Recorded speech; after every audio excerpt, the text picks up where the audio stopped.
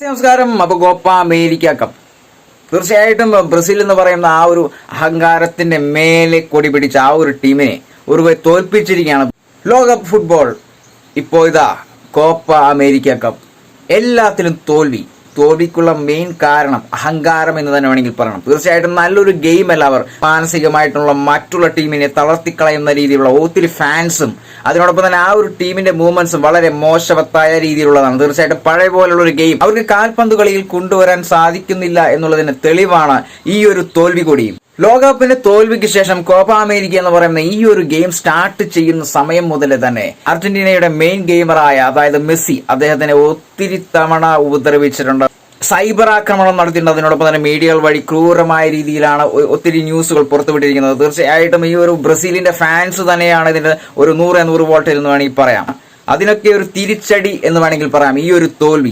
അഹങ്കാരത്തിന്റെ മേലെ തലപ്പാവ് ചൂടിയ ഒരു മഞ്ഞപ്പടയെ അടിച്ച് പുറത്താക്കിയത് ശരിക്കും അർജന്റീന ഫാൻസിന് ഒത്തിരി സന്തോഷം ഉണ്ട് എന്നുള്ളത് തന്നെയാണ് മീഡിയകളിൽ ഇപ്പോൾ തരംഗമായി കൊണ്ടിരിക്കുന്നത്. തീർച്ചയായിട്ടും ബ്രസീൽ എന്ന് പറയുന്ന ആ ഒരു ടീമിന്റെ ഫാൻസ് അടക്കം അഹങ്കാരത്തിന്റെ കൊടി പൊക്കി പിടിച്ചിട്ടാണ് ഇത്രയും ദിവസം നടന്നിരുന്നത്. ഈ ലോകകപ്പിന് ശേഷമുള്ള ഏറ്റവും വലിയൊരു തോൽവിയാണ് ഈ കോപ്പ അമേരിക്ക എന്ന് പറയുന്ന ഈ ഒരു ഗെയിമിൽ കാണാൻ സാധിച്ചത്. ബ്രസീൽ എന്ന് പറയുന്ന ആ ഒരു ടീമിന് ഏതൊരു തോൽവി സംഭവിച്ചാലും നെയ്മർ ഇല്ലാത്ത കൊണ്ടാണ് തോറ്റത് എന്ന് പറയുന്ന ഒരു വിഡ്ഢിത്തരമുണ്ട്. അത് ആദ്യം തന്നെ ഒഴിവാക്കണം. തീർച്ചയായിട്ടും പ്രേക്ഷകരൊന്നും വിഡ്ഢികളല്ല.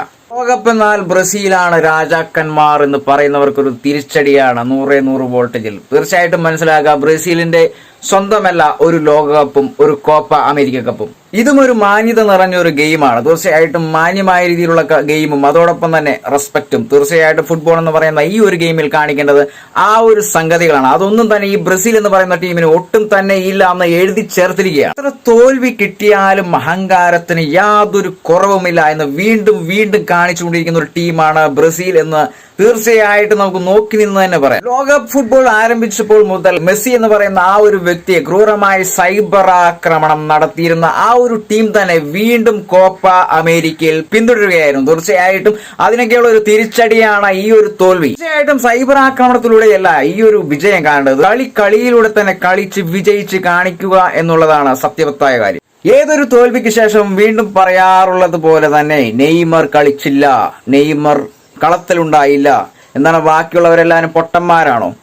ബാക്കിയുള്ള എല്ലാ കളിക്കാരും പൊട്ടന്മാരാണോ? ഇത്രയും ദിവസം നെയ്മറെ പൊക്കി പറഞ്ഞില്ലല്ലോ. തീർച്ചയായിട്ടും ഈ ഒരു തോൽവിക്ക് ശേഷം നെയ്മറിന്റെ മേൽ തന്നെ വീണ്ടും കെട്ടിയേൽപ്പിക്കാനുള്ള ഒരു ശ്രമത്തിലാണ് ഈ ബ്രസീലിയൻ ടീം എന്ന് പറയാം, അല്ലെങ്കിൽ അവരുടെ ഫാൻസ് എന്ന് പറയാം.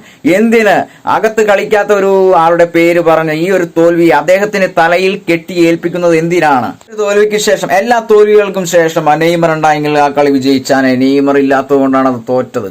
വെറും വിഡ്ഢിത്തരമാണ്. കളിക്കാൻ അറിയാൻ പാടില്ലെങ്കിൽ അത് പറഞ്ഞാൽ പോരെ. ആ ഒരു വ്യക്തിയെ വെച്ചിട്ടാണ് ഈ ഒരു ബ്രസീൽ എന്ന് പറയുന്ന ടീം മുൻപോട്ട് പോകുന്നത്.